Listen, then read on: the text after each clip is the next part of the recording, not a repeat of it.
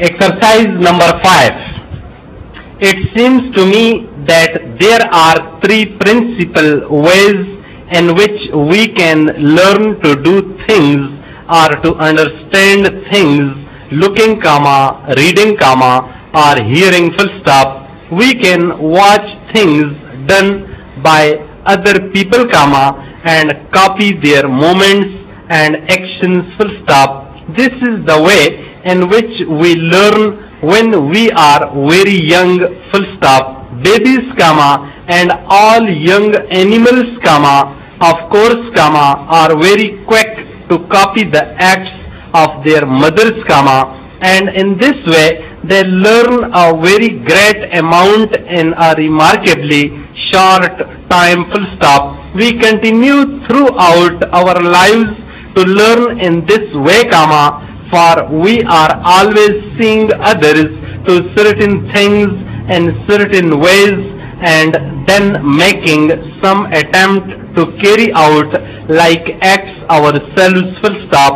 When we grow up, however, we are able to make observations within much wider limits, and we are free to learn great numbers of things simply by watching full stop. Not only can we see the life going on round about us, but we have also brought right into the home the moving picture and the TV set full stop. There is, perhaps, no more interesting and successful method of learning about other countries than to watch moving pictures that have been taken in those places full stop. Most of us find it much easier to remember what we have seen than to remember what we have read in a book or have been told full stop. Even a very good writer, telling us of scenes and doings in far off lands, cannot bring to our minds so clear a picture of those countries as can a quite short moving picture full stop.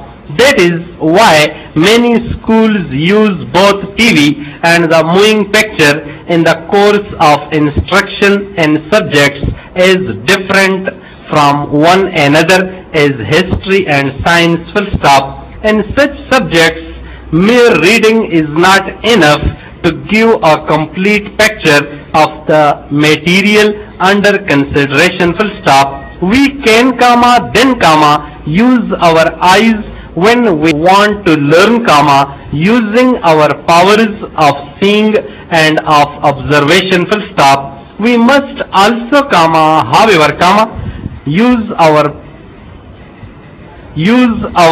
powers of hearing full stop.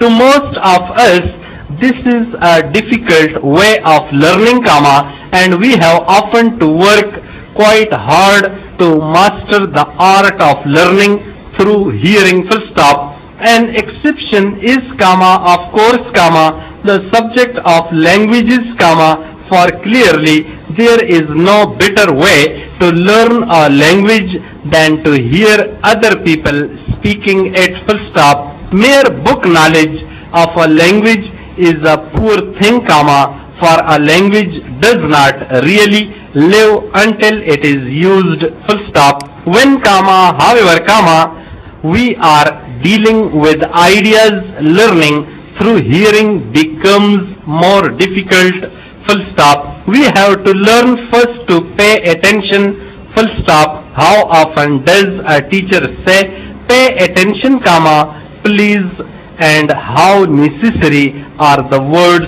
full stop? If no notes are being taken, the words once said have gone forever full stop. If they live at all, it must be in the memories of those who have heard the words full stop. When we first go to school, we think we are learning to write and to read and to do little sums, but in fact we are also learning something of even more importance. we are learning to pay attention, comma, to hear what the teacher says, comma, and to hold it in our memories, full stop.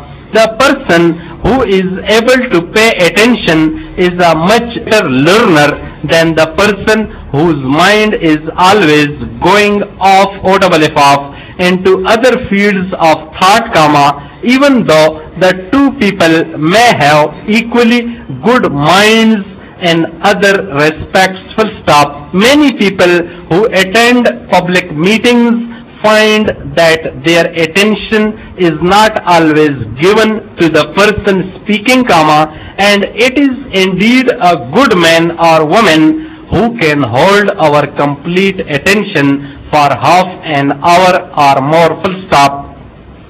It is probably true that most people learn most things most easily through reading, full stop. They can read the material they wish to learn, comma, and can read it again many times if they so desire, full stop. They can memorize the written word with a reasonable degree of ease, comma, and can usually master a far larger amount of material in this way in a given time than would be possible by any other method, full stop. Seeing, comma, reading, comma, and hearing all play their part in our complete development as we grow into men and women, full stop.